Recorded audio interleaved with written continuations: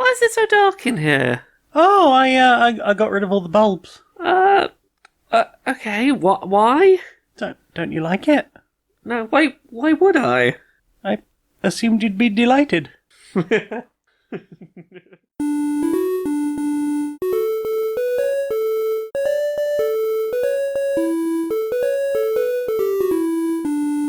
Greetings, strangers, queer and pleasant. I'm not Laura Kate Magnet Dale. And I'm not Jane Aerith Magnet Dale.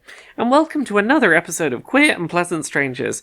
It's a podcast, two queer trans women, that's us, we're wifey types. We talk about media that we've consumed in the week, and do silly voices and skits, and have a bit of a silly catch-up. It is true. How are you doing? I'm alright, bit of a chili bean. Yeah, bean. definitely chili bean The chill season. has chillinated. The chill is happening. How about you? How are you doing? Better than I was last week. I suspect there'll be slightly less coughing to edit out of this recording. Not a lot, but a little less. A little sleepy, but otherwise alright. Yeah, they'll never know how much coughing we removed from last week's episode. There was occasionally one of us would put a hand up, and it was the sort of, at the end of this sentence, I need to cough, so can you get there? That's fine, and we would both would both have our cough. Okay, we've got our cough out.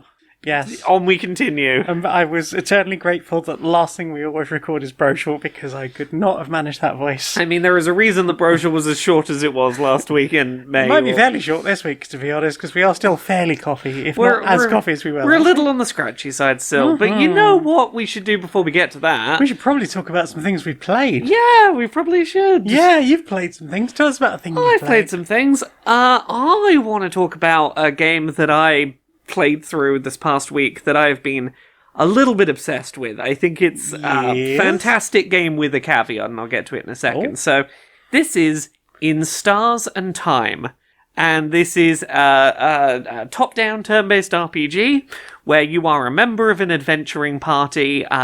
You are not the main character. You're not the one with the prophecy that says that you will defeat the big bad and has the special powers that, that's not you. You're not even like the most recent addition to the party. You're like party member 3 out of 4. And you've arrived at this town that's like basically, imagine you'd gotten to Castletown in Ocarina of Time and like Ganon's castle's in the background. Mm-hmm. And by the end of tomorrow, the big bad's probably going to have destroyed the world by freezing everything in time and making sadness happen or whatever. Oh. And you go to do the big dungeon and try and save the world. You put all your spiritual stones from the dungeons in the door and you start doing the dungeon. Mm-hmm. And you are not strong enough to win. This dungeon is very dangerous, and the boss is very strong, and within minutes you have died, and it becomes very apparent you are not ready for this, despite the fact that there is a very strict time limit before the end of the world. But the game is now over, so then what happens? Well, funny you should say that. You wake up back at the start of yesterday, and you're trapped in a time loop, and you don't know why. Why you and not the protagonist? Who can say? But you have a town with, like, maybe a dozen buildings and some NPCs to go see. And you've got a dungeon with, like, 3 floors and then a final boss. And that's all you have. And you have to work out how to get strong enough to save the day and also work out what's going on with this time loop. There is a few really interesting little things of how this game balances its difficulty and how progression is handled with this time loop. One thing that's fun and worth noting, you gain experience that you keep between time loops because you remember fighting these enemies and you have gained experience. Mm-hmm. The rest of your party are reset and don't remember that time is looping, so they don't keep experience from past time loops. Mm-hmm. But there's some nice stuff they do with, like, if you save at a save point, whatever the highest level you were, like your party members were when they reached that save point, mm-hmm. if you reload from there in a future loop, they'll be like the highest level you ever got them to by that point. So, if you put a bunch of time in one loop into, like, doing a bunch of level grinding, and then in a different loop you skip forward to that point, it will assume that you did the most optimal thing you did in a past loop. It'll assume you did the best thing you've demonstrated you are capable of doing by that point. Which is a nice little choice.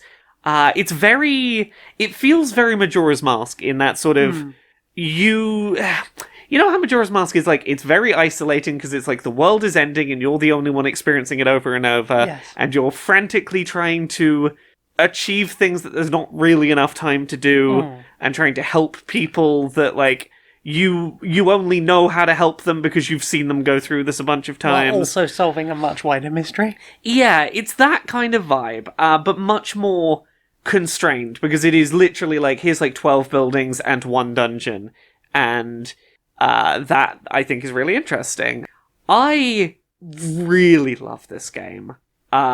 Despite a caveat, and I'm going to give this caveat now to get it out of the way, which is, I am usually someone that is very critical of something that games sometimes do, and I don't know whether this is actually what happened with this game, but it feels like it at times, which is, sometimes a game will do something that is not enjoyable to make a point later.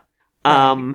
And I think that either this game's pacing is a little poorly designed, or what I think is the case is it was a deliberate choice.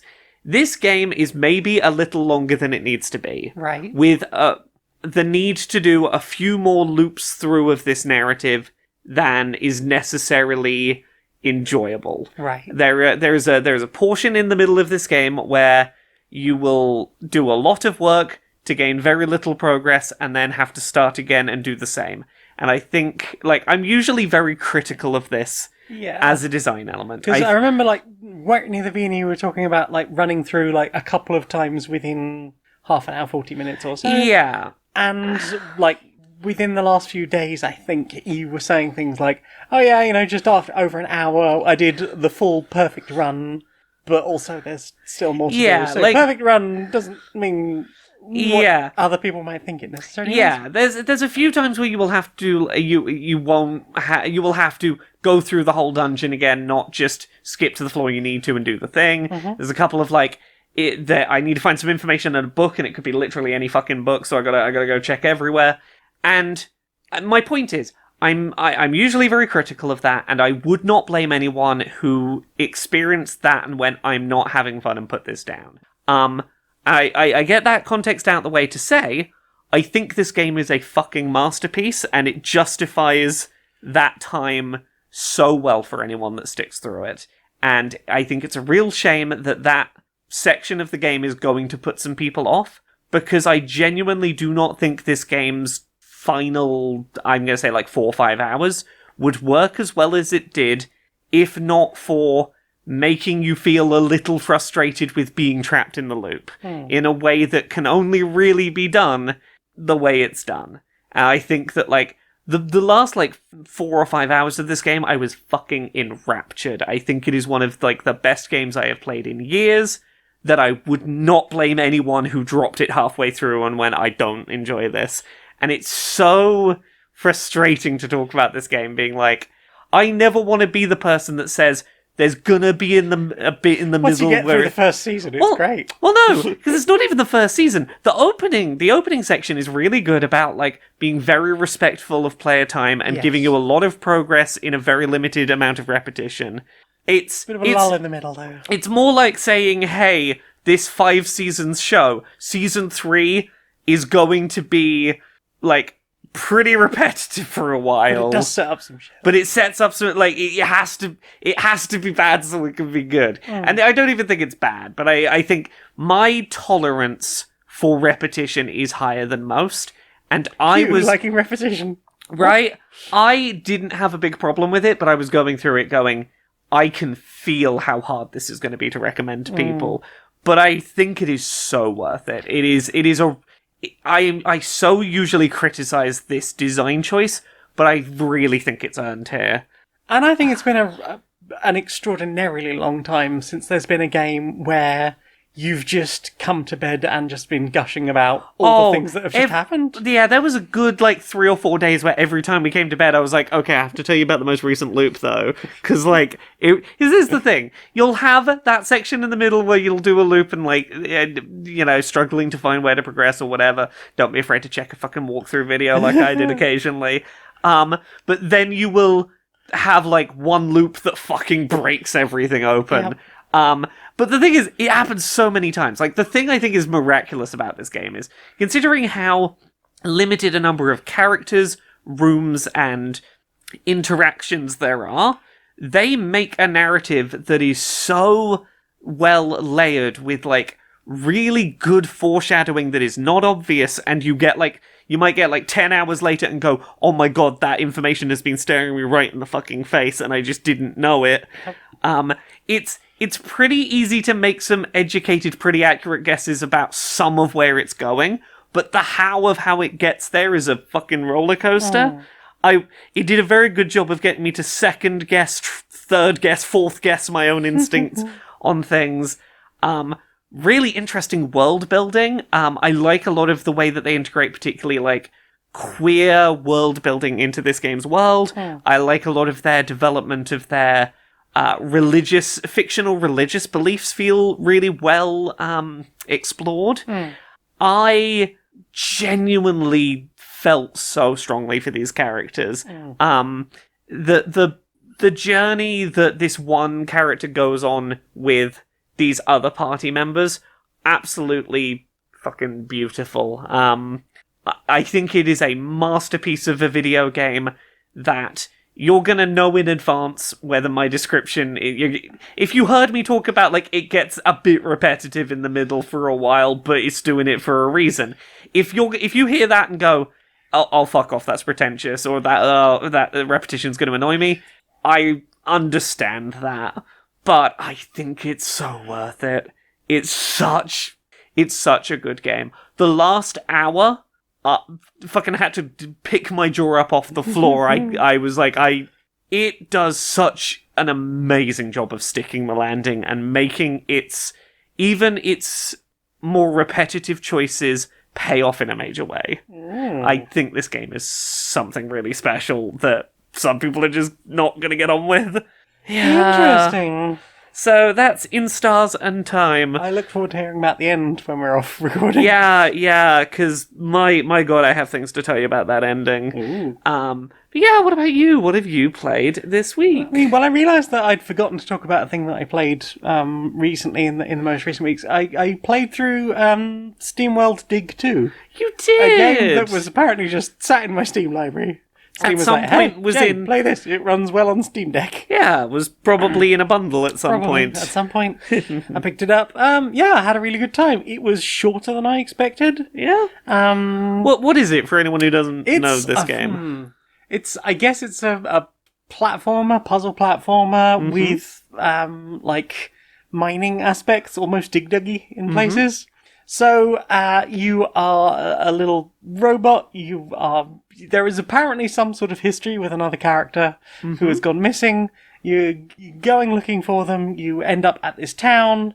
The elevator to get into town is broken, so you have to, like, basically just do some tricky platforming up the side of a mountain. And then you get into town, and the mayor is kind of a dick, and, but is concerned about all these earthquakes that are happening. And maybe the earthquakes are something to do with the person that you're looking for.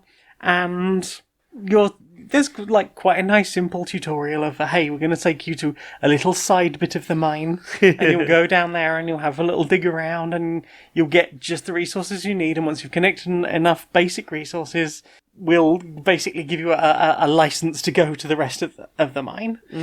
There's some pretty basic enemies to start with, although they are fairly tricky. But as you go along, the more experience you get, the more rewards you get for bringing treasure back to town. There's also, like, random little caves that you can go into that will have, like, puzzle sections, and you might not necessarily have everything you need to get, like, complete that at the beginning. Yeah. Like, you might need a projectile weapon, you might need a projectile weapon that shoots a particular range or a particular angle. You might need to have a greater water supply. It's a whole thing. You can stand in a puddle and power up water, which you use for your ranged weapon and a couple of other things. Eventually you get like a jackhammer for getting through super hard rocks. The plot's fairly simple, but quite interesting, and gets quite creepy later on, which is fun. I haven't played the first one, so I have no idea how well it reacts, but Yeah, I had a nice time with it. I was surprised how quickly it was over, but there was still like plenty of stuff I could have gone back in and gone, I'm going to do all of the side missions and get all of the cogs and find all of the secret things. And yeah, I think there is a good, like, to finish the game, probably looking about 15, 20 hours. But if you wanted to like 100% it, I imagine it would be a good chunk longer than that, depending on how good you are at finicky platforming or like hit this thing. It has now caused a chain reaction. Now you have to very precisely jump around this map while bits of it are collapsing, so that because otherwise you will fall into a hole and immediately be taken right back to the start. But you are at least taken back to the start, and usually with no penalty for those sorts of puzzles. Yeah. Which isn't too bad, but it is. There's one where you like can't touch any buttons, but there are buttons fucking everywhere on the ceiling, on the wall. So it's precise, like hang on to the wall, okay, like slide down slightly by doing a slightly different grip on the wall. Jumping across, oh no, I headbutted the button on the ceiling. Go back to the start the whole thing again. Some of that is tricky as fuck. But like you will maybe later on through the game find more things that will help you do some of that stuff a bit more easily. But yeah, it's a fun, interesting little game. And tangentially related to that, SteamWorld Build came out this week. It's available on Game Pass, so I gave a whirl on there. Same characters, same worlds. I suspect it is many hundreds of years later, possibly in the same area. Hard to tell. There is an adorable little train coming through town, and you are basically doing like city building. Build workers, homes for workers. Workers require warehouses and grocery shops and coal and water, but then upgrade those residences to engineers, but also you are still going to need workers and you're going to need engineers, and eventually you're going to need other types of bots as well. But beyond all of that, there's like a whole nother layer, because once you open the mine, you can go into the mine shaft and start doing like an almost dungeon keeper-y, like building special buildings for miners, rather than just going, this is a mine, this is a worker building. Yeah. You go, I'm digging out like a 9x9 plot, and then once everyone's come and cleared away the rubble and reinforced the walls, I can turn it into a space for where miners will work, and any miners will obviously dig out any more rooms that I do, dig out certain things, but you need like special types of bots to mine certain types of resources. Yeah. And eventually you'll get like ways of building bridges across chasms and things, and there also seems to be some sort of puzzly aspects in there, like, hey, you found a blue wire, follow it in one direction, maybe there's a lever at the end of it. But on top of this is like, yeah, okay, the train's coming, the train will give you like bonus items that you can plug into buildings to make them more efficient or faster or produce more resources or whatever.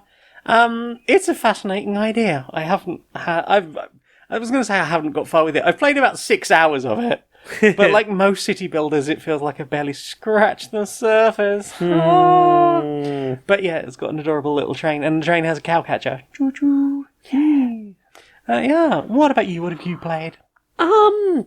So a big thing this week that I've been playing around with a bunch is the PlayStation Access Controller, which I can talk about in some depth now. Talk about that now. Yeah. So the PlayStation Access Controller is a circular accessibility controller for the PlayStation 5. It's got a big button in the middle, a smaller ring of buttons around the outside that you can customize, and a joystick to one side that you can move sort of in or out, and up to four 3.5mm external input ports. And I have been very back and forth about how I feel about this thing, and how much where my opinion falls on like my own experience versus what I can clearly see are going to be experiences others have with it. So to talk kind of more positively about it initially, I like the fact that this is a self-contained thing that after a bit of practice, I've basically worked out, here's where my muscle memory thinks buttons should be, lay them out, I can jump into a lot of games and just go. And there is something to be said for an accessibility controller where you don't have to go, okay, where are the things that need plugging into it, and wires, and setting up? to make a whole thing of it. If you can make do with the form factor it has, it is nice that it is out of the box a self-contained standalone controller. And on the positives, I was one of my big concerns when I previewed this back in September was I was very much of the opinion that you were probably going to need 2 of these for most 3D games. And because of the fact that there's only one analog stick and not enough buttons to map every controller button at once to one access controller. Having spent a decent chunk of time with it, certainly not the case for every game. Surprised how many games can be mapped to a single access controller with a bit of creativity. If you are willing to use the profile switching button that's just by the joystick, and have 2 profiles, and have one that is left analog stick and one that's right analog stick, and occasionally press the profile button to move the camera, then press to go back to the other mapping. Surprising amount of 3D games you can get pretty good at playing with a single access controller. That is nice. I was surprised at how that worked out in practice. Yeah, it seemed a really good idea, that whole running a single access controller and doing the switching profiles to be this is right stick, this is left stick. Yeah. That's the only difference. Yeah, and the a good example of a game that worked really well for is Lies of P, which is a sort of Bloodborne, Dark Soulsy type game. And the reason it worked really well there is because that game has the ability to click in the stick to make the camera center behind you and to lock onto enemies. So most of the time, analog stick functioned as left stick, so it was me running around. Didn't have to change profiles to recenter the camera behind myself or lock onto an enemy. I only needed to swap to right stick functionality with the profile button if I'd locked onto an enemy that was, say, scuttling along the floor, and then when I defeated the enemy, the camera's still looking at the floor a little bit. Right. So I'd swap, tilt the camera up, go back to movement, and largely I could get away with just recenter camera behind myself. Yeah. Considering it was a brand new setup, I think you did really well. You beat a boss first time. I beat a fairly late game boss I hadn't beaten before on my first attempt. I did quite well. I've been playing a decent amount of Lies of P with it and making good progress. That was a game that clicked pretty well for I could map dodge roll on my thumb. My index fingers were light and heavy attack. My little finger was used the healing item, and anything else wasn't going to come up very often, so I could put it on the bottom half of the controller where I would less commonly need to reach. And that's an example of at its best what this thing can be. But I have problems with it, and the problems are largely the same things I was worried would be problems when I previewed it, and that mainly comes down to, if this thing isn't a good fit for you out of the box for any reason, be that you need a bunch of external inputs to spread them out, or you need lower resistance buttons and therefore you need a bunch of external inputs, or the analog stick just isn't a good fit for you and you need an external one of those. This isn't an input hub in the way that the Xbox Adaptive Controller is. If you have a pair of access controllers, at most you have 8 3.5mm ports. On a single controller, just 4. And that is not going to be enough to use this as a hub, and it is surprising how quickly a use case will just eat up 4 inputs. One of the things I was really struggling with is, this controller is a circle. There's not really a good place to put 4 D-pad directions that feels intuitive on a circle. You can't have one up, one down, one left, one right, because they've got to be in a circular row. And I was like, okay, can I find an external D-pad? Cool, that's 4 input ports. That's all the ports. Yes. Because, D-pad was the big thing I couldn't, get muscle memory around. And, yeah, an external D-pad would eat up all of your inputs at once. You worked out some things for Tetris Effect. Yeah. I futzed around with Tetris Effect, but I couldn't get really comfortable with that. Yeah, Tetris Effect, you had the experience that I was having, the first day, the preview event day, I was kind of having the same problem. I'm having to think consciously about all these inputs. Yes, because I'm changing them because something isn't working for me, and then I'm trying to remember which is which. Yeah, and that is admittedly, with any accessibility controller, gonna be a learning curve to a degree. I was having that back and forth last night playing some more Lies of P, is I kept accidentally using my use a potion button, and I was like, I've made this mistake enough times. I'm flagging this as a button I might want to move to a different location. Yeah. But it's that game of, do I stick with it and, like, get that muscle memory to stick in for where it Yeah. is? Or do I swap it to somewhere else and find myself still pressing it because that's what I've been trying to learn? Mm-hmm. And, like, that's just a thing you're going to have to overcome. It's a problem I found harder to overcome with D-pad stuff, but, like, it's inevitably going to be a thing to learn. Yeah. But, like, I said it during the preview event, and I maintain it at review. If this had more input ports for 3.5mm inputs, if it was an otherwise completely unchanged device, it just had access to a full set of 20 external input ports so that you, in theory, could use it as a hub and not touch the controller itself, this would be, I think, not unanimously, it would be, by most metrics, an easier to recommend accessibility controller than the Xbox Adaptive Controller. Yeah, by virtue of the fact that it's mostly all-in-one. Yeah, like, at that point, the only advantages to the Xbox Adaptive Controller would be the two large circular buttons are kind of easier to use as foot controllers, and it has a proper D-pad built into it. Yeah. But, like, this could so easily, and, like, if they did a revision of this with more 3.5mm ports, it could get to a point where I say, this is a better accessibility controller to recommend than the Xbox Adaptive Controller. Even, like, a USB port? Yeah, that's the other thing. Like, there's no USB inputs, which means that, like, if you have USB joysticks for the Adaptive Controller, you're going to have to replace them with 3.5mm joysticks, which are less common. Yes. And, like, I maintain what I said when I previewed this thing. It feels like arrogance that this thing doesn't have more input ports. It feels like the design team at some point decided, we're going to make an accessibility controller so good you won't need external inputs. And the end result of that is, if you do need external inputs, we decided you didn't, so you don't have them. Yeah. And that design choice fundamentally makes this a, what's your use case? These are two very different offerings. Neither one is unanimously better. You're going to have to really work out what one's for you. Yeah. Rather than, this is the Xbox Adaptive Controller port system, but as a standalone controller as well, it's a really easy recommend. Yeah, like, I got arrogance as a whole thing with them. I think what particularly rubbed me the wrong way and got me into that mindset, which is why I have perhaps been more harsh about the Access controller than might be necessary, but I think it was that thing where you were at the preview event and you asked about the possibility of holding the DualSense in different directions and being able to orient it differently for different use cases.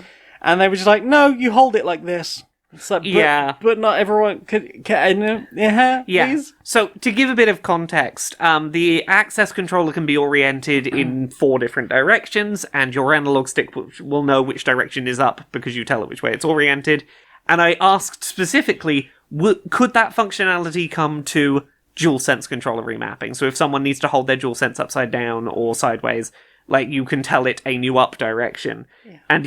And the Alvin, I forget his surname, the person who was doing the interviews, was like, there's one way to hold a DualSense, and he held it the usual way up. And it's that kind of, like, you've had a good idea here, could you apply it more to this situation? And it's, no, but that's not how we do it. Yeah.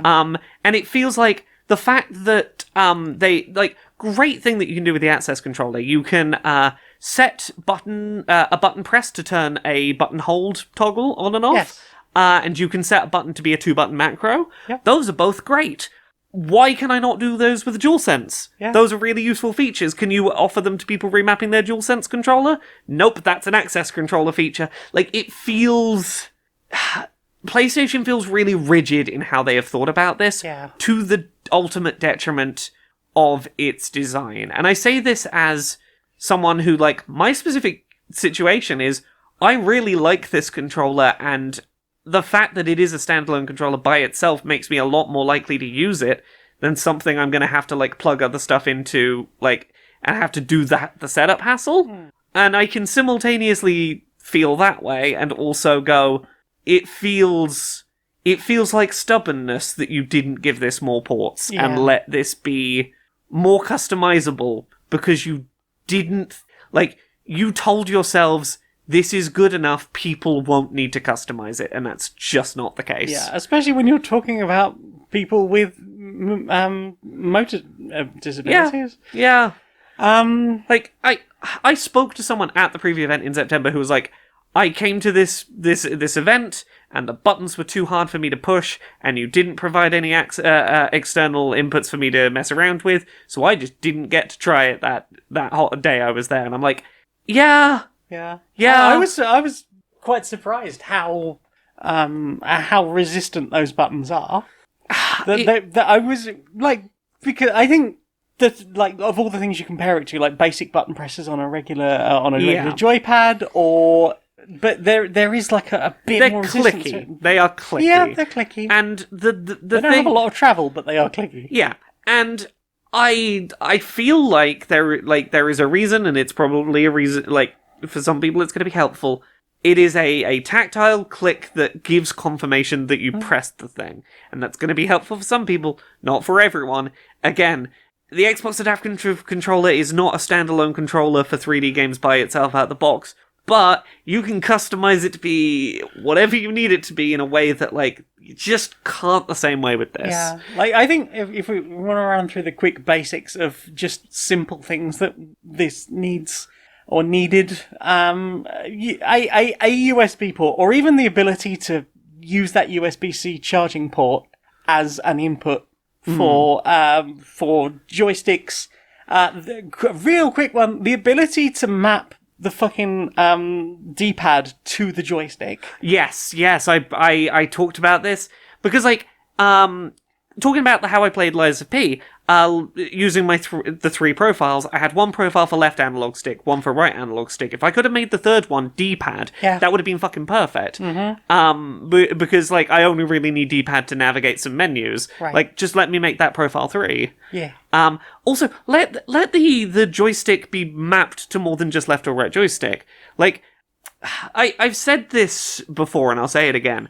I would really love to see PlayStation, in a firmware or software update for this thing, attempt to tackle the problem of motion controls and touchpad swipe inputs on this device. Because they said this at the preview event. They were like, some inputs are just not accessible, so we did not make them doable on the access controller. Yeah. And I maintain you could program, you press this button, the PlayStation thinks I did a single swipe up. Yeah, single swipe down on the touchpad. If you can program 2 buttons pressed at once, I don't see how it is so hard to go read this as input X to X plus 100. Yeah, a line drawn between these coordinates on the touchpad as a button press. That would make big sections of Astro's Playroom playable. The other one being, I'm pretty sure you could map an analog stick to be the level of tilt for a controller, for motion controls. Yeah. For, like, again, Astro's Playroom, a first-party pack-in title, is a really good showcase of, if I could do a press button to swipe up on the touchpad and have a profile where I pulled the stick back and it's like I tilted the controller back, that game would be playable. Yeah. Like, it feels so doable, and it also feels very weird that Astrobot is one of the ones that is mentioned several times in the setup. The tutorial and the setup. Yeah. But then you go and actually try and play it, and that's not discussed. Also, like, something that feels like it should be really fucking easy, for at least for first-party things, is to tell you what those buttons do in game. Yes. Because going, especially for, like, me with ADHD, to be like, what button do I need? What does the thing do? Yeah. Other thing that I think needs to happen, I wish there was a button on this thing, maybe next to the profile switch, that would go, hey, for a second, all the button inputs are disabled. They are inactive. Because let's say I've held the profile button down, I've gone to the, like, change my mapping screen, and I've got up on the screen, this is what my new mapping is, and I need to move the keycaps around. Yes. I need to be able to make it so all of the buttons are inactive for a second, so I can take the keycaps off, put them in their new positions, and not accidentally click X or circle while putting the new X or circle caps on, and back out of that menu or accidentally start setting up a new profile.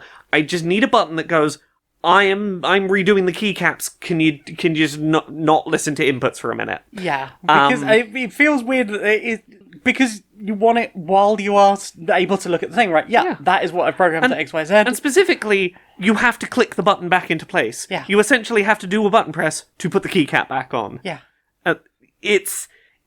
It's a thing, like, you can learn to put them back on in a way that's less likely to set that off, but that shouldn't be the thing. Again, with people with motor control issues, then, like, I don't have a huge number of fine motor control issues. Like, I have them, but not in any great extreme.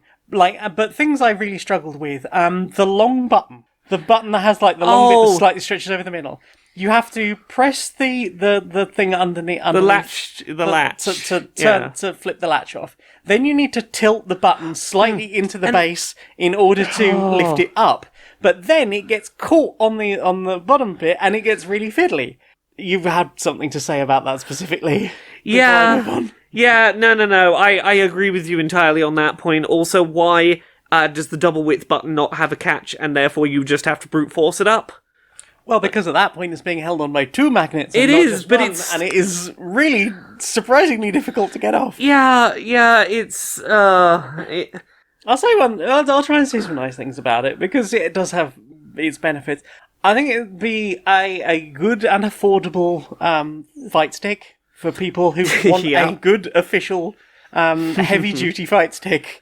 I've watched you play a decent amount of Street Fighter 6 with this. It's obviously possible to do that, and the customization level of it, I think, will also work really well.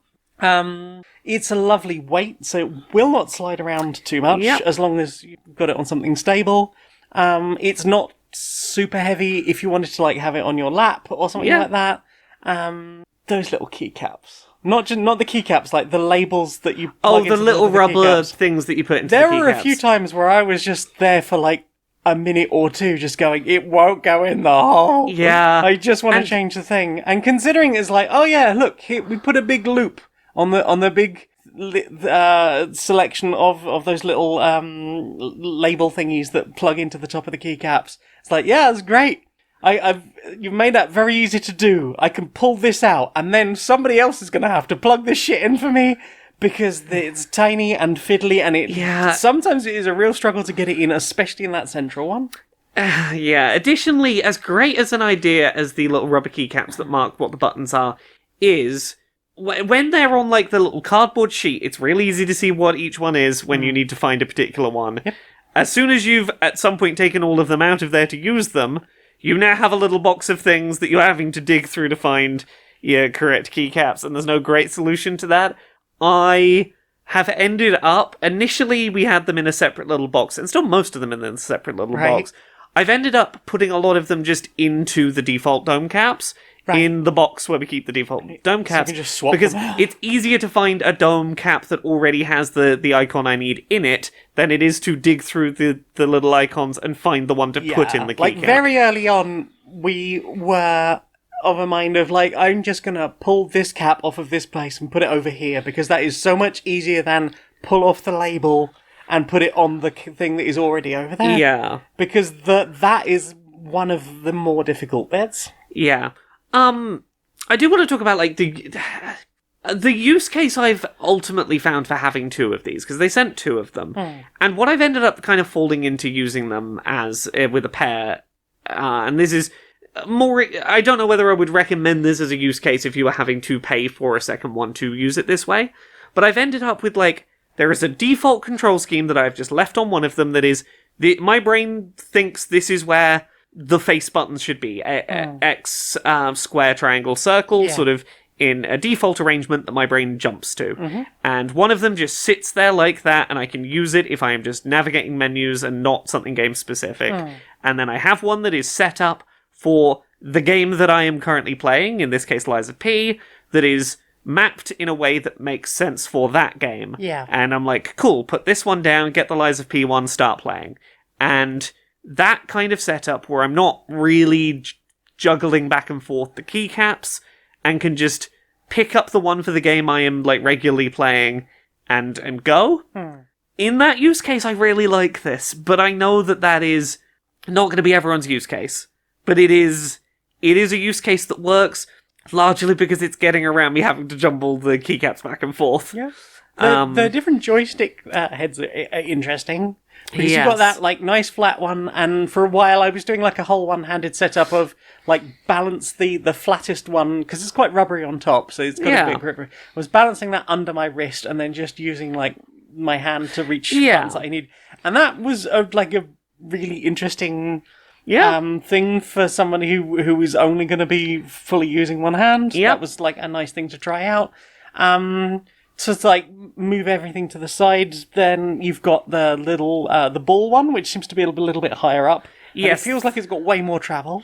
Yes, it doesn't actually have more travel, but because it's got a long stem on Yeah. it, you're having the way that circles work. You go Yeah. further out, it's a larger orbit, Yeah. so it feels a lot more travel-y. Yes. But that's really nice for, like, I struggle to be precise with analog stick movements, and it's really nice to go, I do a larger, a larger movement translates into a smaller movement, I can be more precise with an analog It stick. does feel like one of those, like, classic arcade cabinet sticks. It does, but again, But it's... then you can't be too rough with it, because it's only held on with a magnet, and it will just fly off.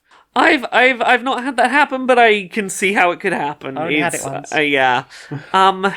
It's a really tricky controller to talk about. It's one where it's like, I've ultimately come to personally like it more than I anticipated, while still being frustrated at the rigid design choices that needlessly make it more limited in who it can be for than needed to be the case. Yeah, and I hope that, like, some of it feels like it could be entirely solved with firmware updates. Yeah. And I hope they do, like, listen to people in the community. Yeah. Because, you know, I've seen a few people, like, reviewing this, apart from you, and the time I've spent with them as well. And a few people have been like, it's good, but it's not necessarily the right use case for me, or for a lot of people. It's one of those things where, like, I think the most common sentiment I've seen from a lot of people is, I can finally play, like, I've seen a lot of people who've said, I can finally play PlayStation games, and that is great, I could not do that before. That doesn't change the fact this is not a good design. And it's like, yeah, I see it. But yeah, that's the Access controller, and it's not an easy one to talk about. I've had a lot of people ask questions about it, and I'm like, I will go back to that video I made earlier this year comparing the three of them and going, if you need an input hub, Xbox or Switch. If you want a standalone controller, this might be right for you. It really is a divergence of directions. Anyway, we talked about that for a while. Have you played anything else this week? Have I played anything else? Not really, no. Well, have you got anything else? Nothing that I'm going to go into big depth on. I'll quickly touch on a couple. I've continued playing Yakuza 0. Despite that game feeling considerably older than the newer Yakuzas, it's fun, it's got a lot of heart, I am enjoying going through it. I did a little side quest the other day where I had to infiltrate a cult to try and help get someone's daughter out of a cult that was trying to make her purge memories of her family so that, like, she wouldn't remember she had a family outside the cult. Okay. And I had to remember all of the cult's bullshit to make it seem like I was invested in joining the cult. Right. And, like, every time they did, like, a nonsensical little gesture, I had to remember how to do the little dances and what the names of the stupid cult leaders were and whatever. Okay. To be able to then go beat up the cult leader at the Yay. end. That game is... It's aged, it's a little rough around the edges, but it's charming. I'm having a lot of fun with it.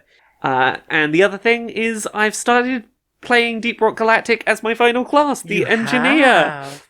How are So- you finding the Engineer so far? Yeah, the Engineer... So we talked about Deep Rock Galactic before, cooperative mining, it's fun. The Engineer has... I'm trying to remember what their weapons are. They've got...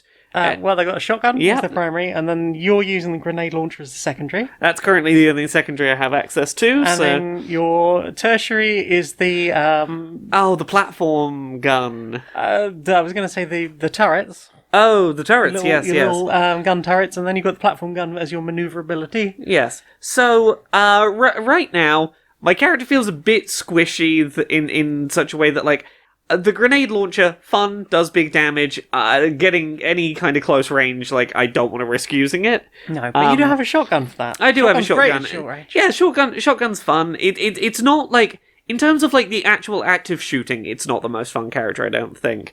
In terms of, like, being in firefights. I do really like having access to the turrets and being able to put my little turrets down. Turrets are great. Like, it becomes a completely different game because I'm so less paying attention to my actual shooting, and I'm just like, get the turret set up, run back and forth between the turrets, make sure they're fed. topped up on ammo. Okay, I'll shoot for a couple of seconds. Oh, I've got to run over there, fill that one back up. It's a very different combat loop. Yeah, and I guess also once you've leveled those turrets up a bit, you're going to have the options for having more ammo in them anyway.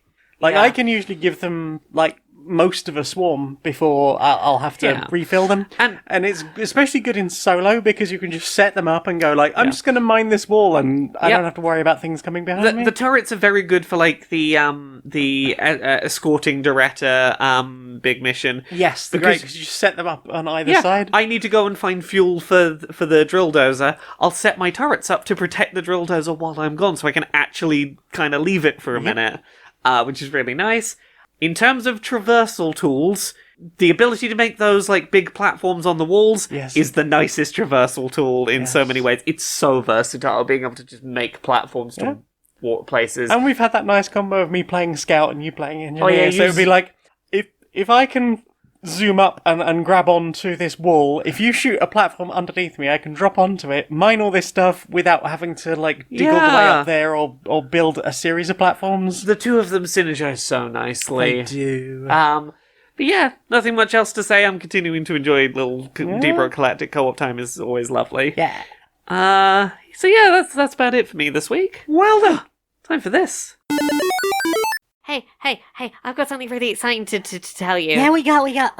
Well, I don't think I've ever told you this before, but my uncle works at Nintendo. Yeah, you said because you had the Street Combat 70. You said you had a copy of that at home on the new Playbox. New Playbox 7. Yeah, but I know that like some people don't believe me that my uncle Why would works they not at believe Nintendo. it? Because you always say the things. I've never seen any of the proof, but you say it, so I. Well, I believe everyone it. keeps saying they've never seen any of the proof, and that because of that they can't believe me. So I have done. I'm gonna do something today. Okay.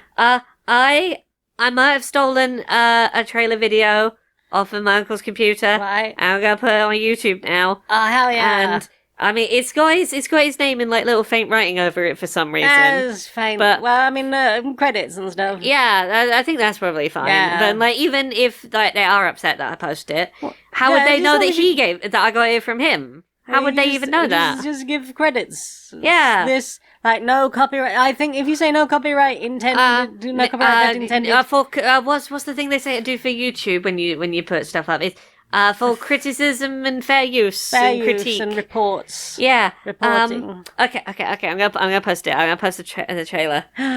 Wow, it's so new high tech. Wow. Oh no. He's always calling. Oh no. Where's your uncle? Okay. Is he very excited? Hello, are you excited that I put the video out? Thank and you they know for the made it? video. I don't have an uncle who works at Nintendo. I did. Okay, guys, look, I'm sure you've seen the press, so you as my publicist, I need you to help me, get out of any sort of problems here. The public are, well, you know, I'm worried that I'm going to lose subscribers, going to lose some money on my Patreon, and that's deeply concerning, and I don't really want to do that. So have you got any ideas about how I can, polish up the old image? I mean, look, you've given me very few options. You've really created a bit of a sticky situation here. I think that really the only viable direction we have if we're going to salvage this is to lean on some kind of minority aspect and to be able to say, like, they're just saying that because they hate you on XYZ grounds. Yeah. Well, I mean, I am white, and that's the minority now, right? That's what we're saying, isn't it? Not really, no. I was Right, hoping for okay. something a bit less position of power. Right, right. I don't know. Is anything jumping to mind that you could lean on? Well, I mean, there's I'm probably one of the last few remaining straight people. That's the thing, isn't it? Is there? No. Try again. Okay. God. Oh, I'm still cis. Happy with my birth gender and everything there. That's That's limiting, right? No, that's really not the kind of minority status we were looking for. Right. I've got a bit of a limp because I accidentally dropped some weights on my toe this morning. So, it's is this a long-standing, long-term injury? No, I'm sitting down at the moment. But it was happened this morning, and I think I'll probably be all right tomorrow. Like I can wiggle it. It's not hurting. God. Yeah, this is not going to fly well. Okay. What about my great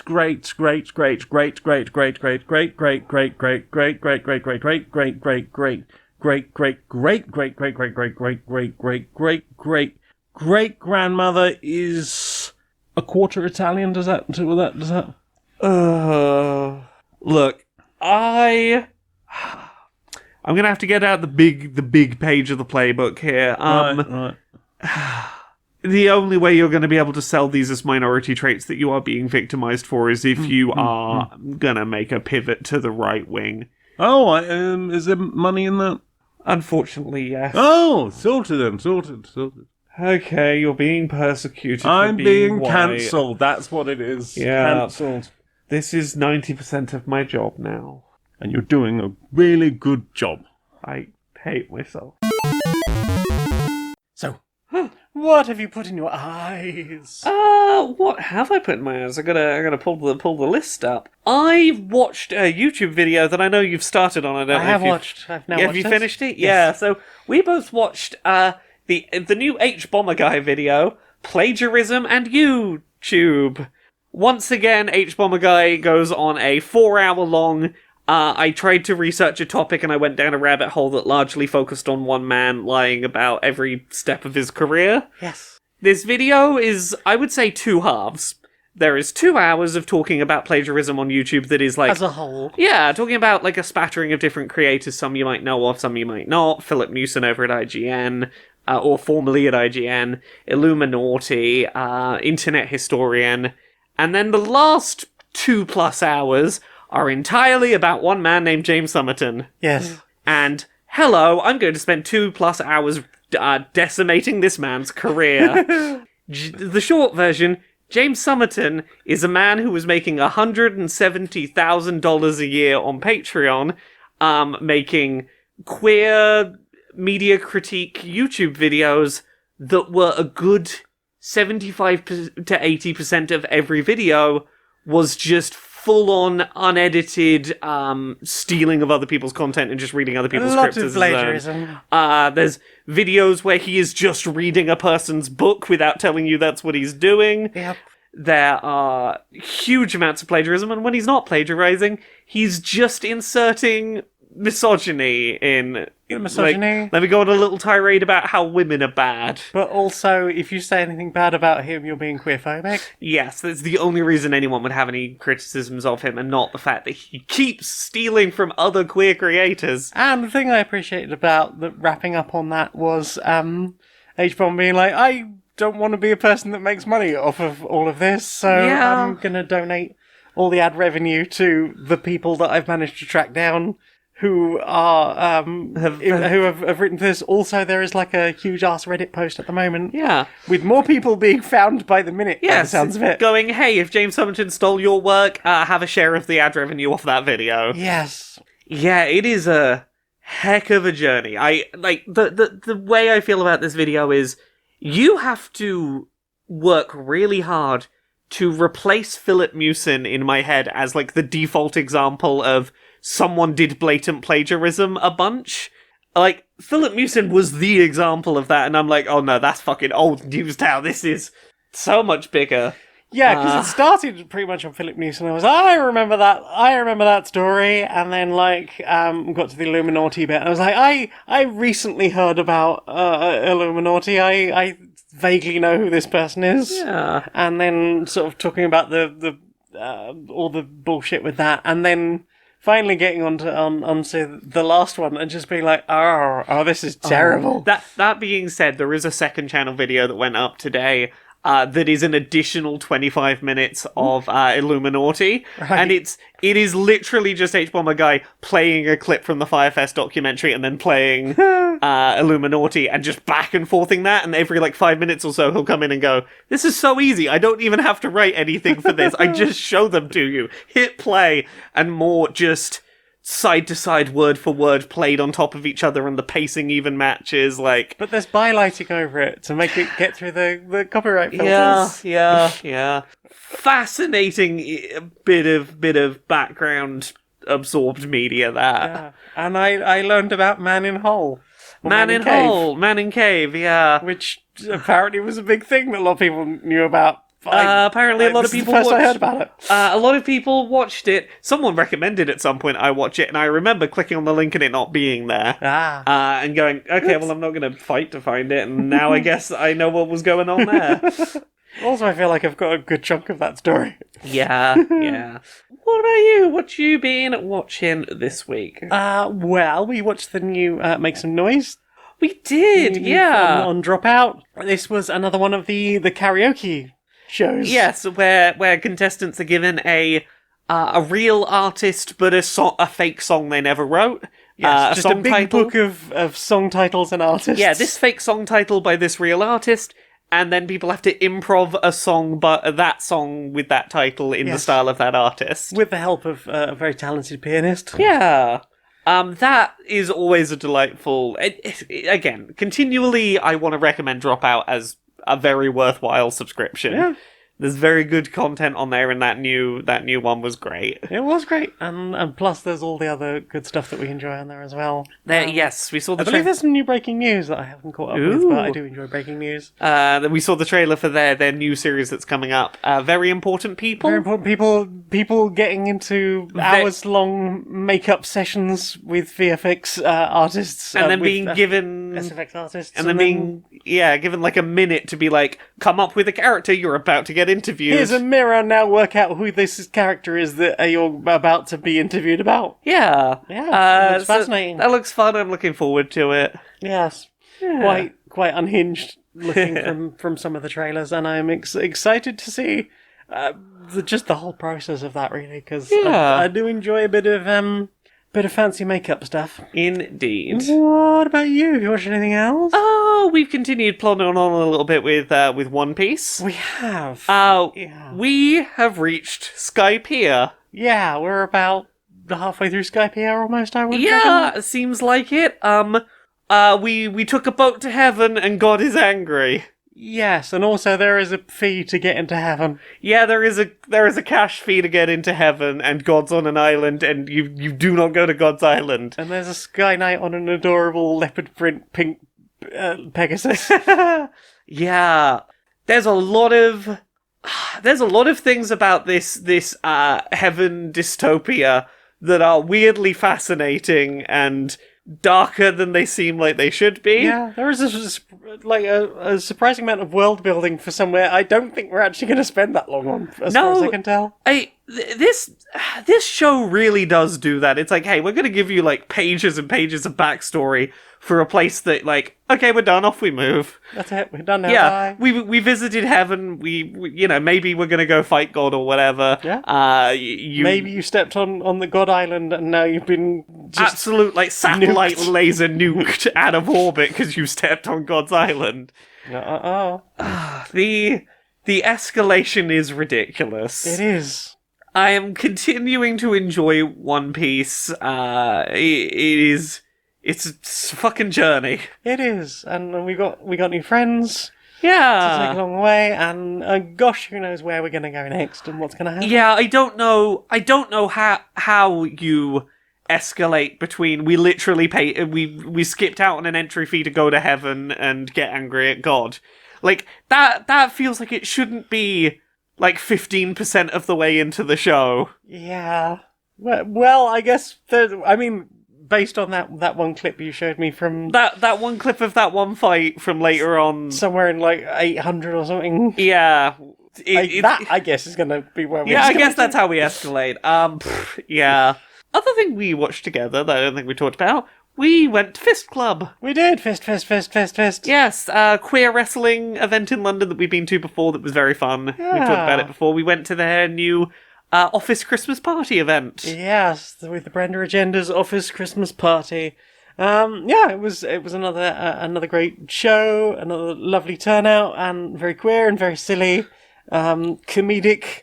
I don't know that there's many cabaret comedy wrestling shows that you could go to where someone could do a whole bit about Jake the Snake Roberts, Yeah. and our drug and alcohol addiction, and parental neglect, and still not bring the room down. It takes a real fucking master performer to do a very sincere emotional breakdown discussion of substance abuse ruining a man's life and have that not ruin the comedy 2 minutes later. Yes. Like, that's fucking mastery of a room. Yep. I enjoyed a lot of the returning faces and some of the new ones. I maintain that I think the thing that Fist Club does better than most any other indie wrestling event is it does a great job of building up the story in the room. So if you've never heard of any of these wrestlers before, you know who's who, why they care about what's going on, what the backstories are, the heroes and the villains and who you're rooting for. Like they do such a good job of onboarding the narrative during the night. Yeah, because I remember the first one we went to, I remember just going, this was great, I felt like I understood everything was going on, and then we got tickets to I think it was literally the next show they did, then we realised we couldn't get into London because there were train strikes, Yeah. or if we couldn't get home on buses because of the time of night it would be. Then there was the stuff they did with Slay Station in Clapham that we missed both shows of, and I was like, fuck, how much stuff is going to have happened since then that we might have missed out? Maybe we did, but I didn't feel like I'd missed anything or didn't understand anything. They do a good job of not making it obvious if something happened you weren't there for, and making it seem like you are coming into the start of the story here. They're so good at it. Yeah, they did a great job. Very, very... Helps that you have the ring babes there to tell you who to boo and cheer and fist for. Yep. I enjoyed my people watching the couple who'd never been to a wrestling show before, and the lighting up of the face as the first chant of fist began. Oh, we're doing this, are we? Lovely. Lovely. They seemed like they were having a marvellous time. Chatted to them at the end, they'd had a lovely night. Yay. For two people who had no idea what they were walking into. Yes. Free tickets, woo! Yeah. What about you? You watched anything else I this think week? that's pretty much it, really. I think so for me as well. Well then. Time for this. Hey, Laura. Yes? We've got a new sponsor. Who's our new sponsor? Well, do you sometimes have things delivered to the house? Yes. And do you sometimes get those messages of, we delivered your thing? Yes. And then you go to the door and it's just not there. Yes. And then you go Yes. back to the website and they're like, no, definitely delivered it. Yeah. I'm not saying that it happened to me today, but I might have contacted the people who said they delivered it, and then we've been told, well, maybe they just misscanned it. It'll probably arrive by the end of the day, so you can't report it misdelivered to now. You got to wait till later, and then you can tell us that despite it being marked delivered, it wasn't delivered. That. Well, this week's sponsor is digidelivercam.lol.net. Tell me more. It's a motion-activated doorbell camera that is exclusively designed to prove that no, they fucking didn't deliver, or even attempt to deliver, or even come anywhere near the property.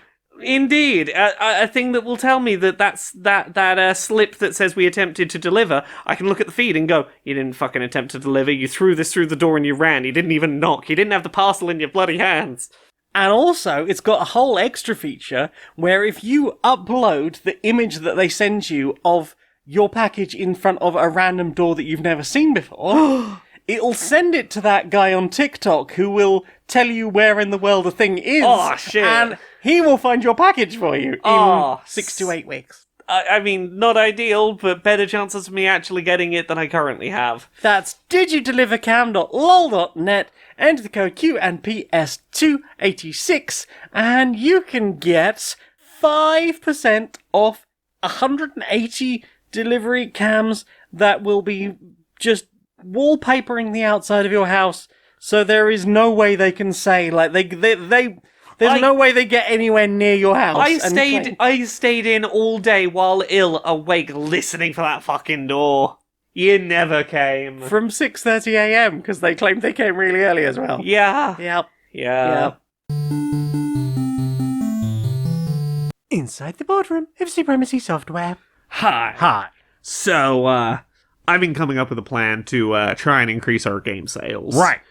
So I've been looking at the movie studios recently with their streaming websites and stuff, and occasionally there'll be a thing it's up for sale, and people will purchase it and get access to it, and then because of licensing agreements running out, whatever that means, the thing they purchased gets taken away from them. Right. Apparently, this is the thing they can do. Like, we had we used a licensed song we don't have the rights to anymore, so we gotta take away your download you paid for. Right. And people aren't happy about it, but like they're accepting that it's a thing that happens. Yeah, because I guess at that point they're not blaming us because it's like, oh, we didn't do it. It was the licensing company. Yeah, we wanted to leave it up for you, but like, it was the greedy music company. Yeah, who took your game exactly, away. or whatever. That Right. kind of example. So I've been thinking. I think this is something we could make use of for our games. So first of all, cost-cutting measure. Right. We only license the licensed music in our game for like a very short period of time. They're not going to ask for as much money if we license it for like 6 to 8 months rather than like ongoing. Right. And then that's our excuse to take away the game you've paid for 8 months from now, just as we're starting the hype cycle for the sequel, which you're going to need to buy to keep playing. And maybe we could sell a downloadable version of the original game with a slightly reorganized playlist. And people won't know that it's worse. Well, I mean, if we just say, we had to release a new version and it's not the version you purchased, therefore we can't give it to you for free. We made it available as a affordable, downloadable content. Oh, yeah. Even if we make it like, half price or something, like they're still rebuying a thing we took away and sold back to them. Exactly. That's still free money. And then in 6 to 8 weeks, in 6 to 8 months, maybe weeks, who knows? We sell them the whole thing back again with DLC for the original and the sequel. I think there's a foolproof plan. I see no way this could blow back against us. You are a fucking genius. I know. So, what's going in your ear meats? Really not a lot this week. No, it's been a light one. It's been a listen to old stuff that I already know inside out kind of week, because it's been a lot of 3 accessibility episodes went up across 3 work days. It's just been a busy go kind of week. So I've not listened to a lot of new stuff. What about you? Have you listened to anything this week? Couple of things. So first thing, I am so close to having completed Welcome to Night Vale. I'm like 7 episodes away from being up to date. Yeah. Which feels really weird because I remember thinking that was completely unsurmountable about 6 to 8 months ago. It's intimidating when someone's like, yeah, there's like 210 episodes or something, or whatever there was at the time. And there's now like 239 episodes, I think, it's just gone up. As it stands right now, I think Night Vale starts very strong. And it has a few times where it builds up like a big meta plot. Yeah. And then there's a little bit of a lull afterwards. And there is also at least one occasion where they build up a meta plot, that ends, they have already started setting up the next one, so the lull is way less. So then that one at least felt like less of a what is happening here? Less less prone to weird filler or things that didn't just seem generally less interesting. And I guess when you're making anything with 230 plus episodes, there is a risk that like not every one of those stories is going to be a banger. For me, I think I've always preferred Night Vale when it is community radio as a thing, as opposed to there are occasionally episodes where it's just Cecil reads a story. Yeah. And generally I find those less interesting. But there have been some fairly interesting ones. I think I talked about To the Family and Friends a couple of weeks ago. It was quite interesting. The most recent arc that I've just finished, I think of all the world-ending things and nightmarish horrors that have appeared in this show, Dr. Janet Lubell is possibly the most nightmarish villain that Night Vale has ever seen. Ooh. To the point where I was genuinely terrified to listen to an episode just because I'd seen the title of it. Wow. I saw the title, I was like, no, you cannot do this. Yeah, I'm not going to say what happened or what that was about, but yeah, Dr. Janet Lubell. Yeah, fuck off. Wow. Genuinely terrifying for all of that. And yeah, I look forward to having more in-depth chats with you about these things as you catch up. I'm excited to eventually get there. I'm still plodding through the first audiobook, not helped by the fact we haven't gone swimming for a couple of weeks. We were not well. But we'll get there. We'll catch up. Yeah. Yeah. You listen to anything else? No, it's just been listening to old stuff, really. Yourself? The last thing I'm going to talk about then is I listened to another Doctor Who audio drama. This was called Cold Vengeance. I think you listened to most of this one with me. Oh, yes. There's a ship. It's like a big freezer. It's on the way to a planet, and there's maybe some bad things going on from like 3 different factions. Somebody's just there to collect the recycling, somebody's there to do some hijacking, and maybe there's bad aliens who want to do a genocide on a whole planet. Woo! Yeah, it's an interesting little story. It knocks out in about, I'd say, around an hour. Yeah, it's good stuff, and it's a good way of getting Dr. Whomst when you don't want to give the BBC any money. Yeah. Well then, Time for this. Do you have a looming video deadline coming up? Mm-hmm. Are you struggling to finish that draft script on time? Even ChatGPT isn't helping me today. Do you need a better workflow for your writing? Mm-hmm. Why not try just fucking stealing? Tell me more. Take someone else's words and say them as your own. What? Nobody on the internet fact-checks stuff anymore. Who's gonna know? Wow! I look forward to never being the subject of a 4-hour breakdown and documentary about these things. Thanks, plagiarism. It's not plagiarism if you change like 4 of the words with a thesaurus. Thanks, research. Wink.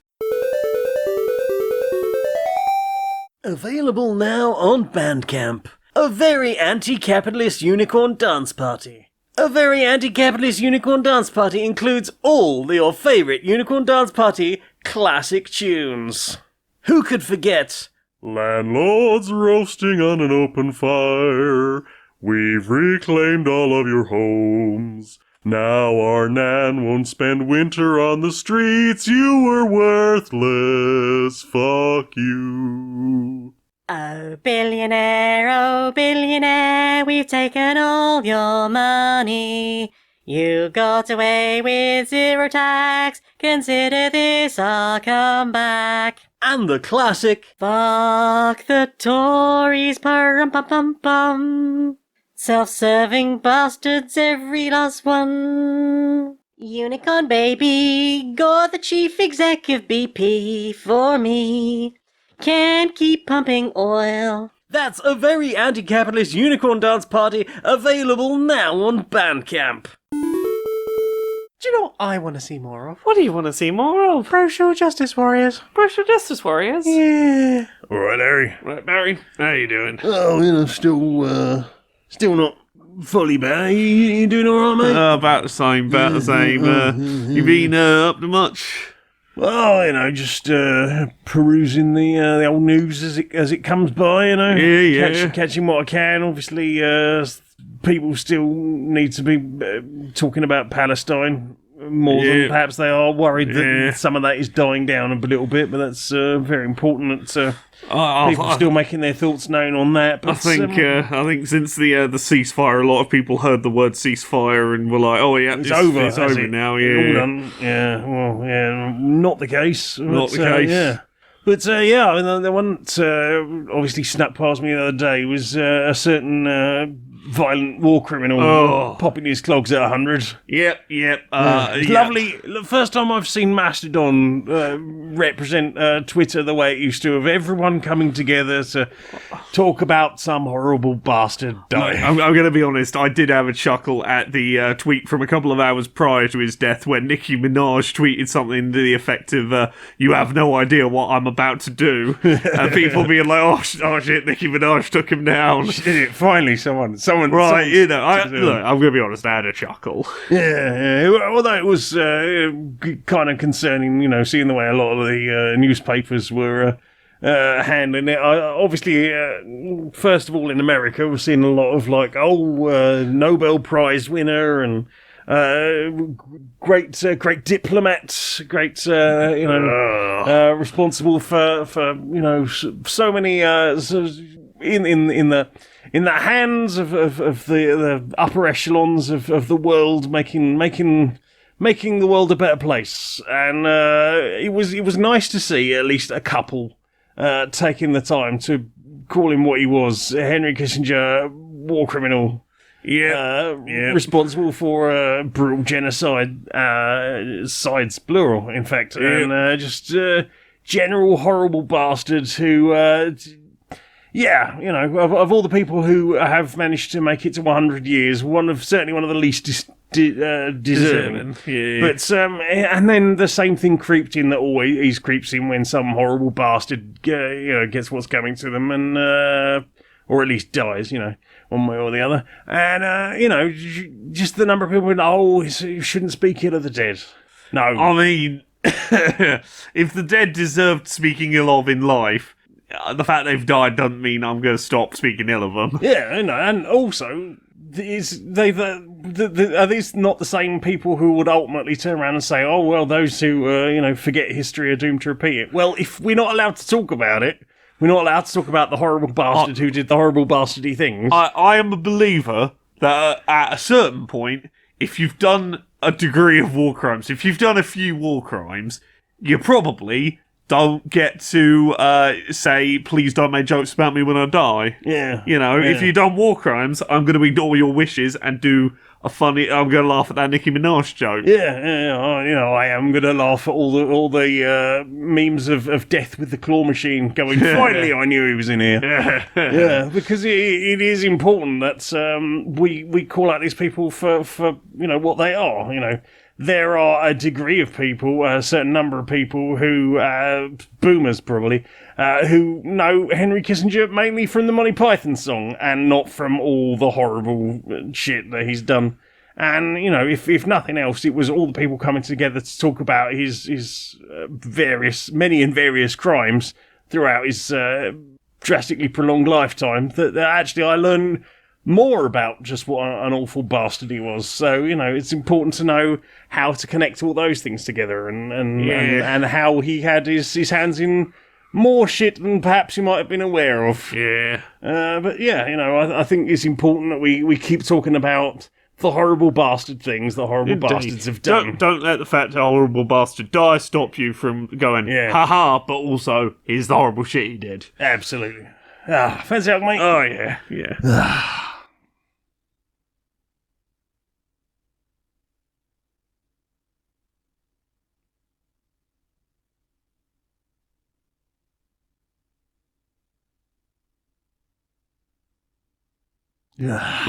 Good hug, mate. Good hug. Good luck. Right, I think I'm going to pop the kettle on. That sounds like a plan. Nice. Nice. So, Laura, Yes. you do things on the internet, and people probably want to know where they can get things like your audiobook. Tell us about the audiobook. Well, the audiobook, it's a audiobook version of Gender Euphoria, which is available now wherever audiobooks are sold. It's over 8 hours of me reading stories from myself and other non-cis people, just telling happy gender stories of how, like, hey, being trans can be a pretty joyous thing at times. You can find that wherever audiobooks are sold. Other than that, I'm Laura K. Buzz pretty much everywhere. Laura K. Buzz on Twitter, Twitch, YouTube, TikTok, Patreon, that's the one that pays the bills, Blue Sky, Mastodon, all the things, Laura K. Buzz. What about you? I don't have universal branding, but I do have a link tree. It's linktree.ee/Janiac, Janiac. You can find the music I make and the things I write and the t-shirts I design and just about anything else I happen to come up with at the time. It's all available there and all my socials. Message me on Mastodon or somewhere, and I will tell you how to get into my Discord. We've got a lovely community of very lovely people, and we hang out and chat, and hopefully soon we will be playing some Jackbox with all the lovely peoples in the Discord. It's nice to do a thing that is not streaming, but is also just having fun with large group Jackbox games, because those are always fun. Yeah, I think that's everything from me. Also, yes, patreon.com/stonedmonkeyradio. That's what keeps me doing all the things and justifying all of those decisions. Laura? Yeah? Will you sing us out, please, darling? Until next time, be a stranger.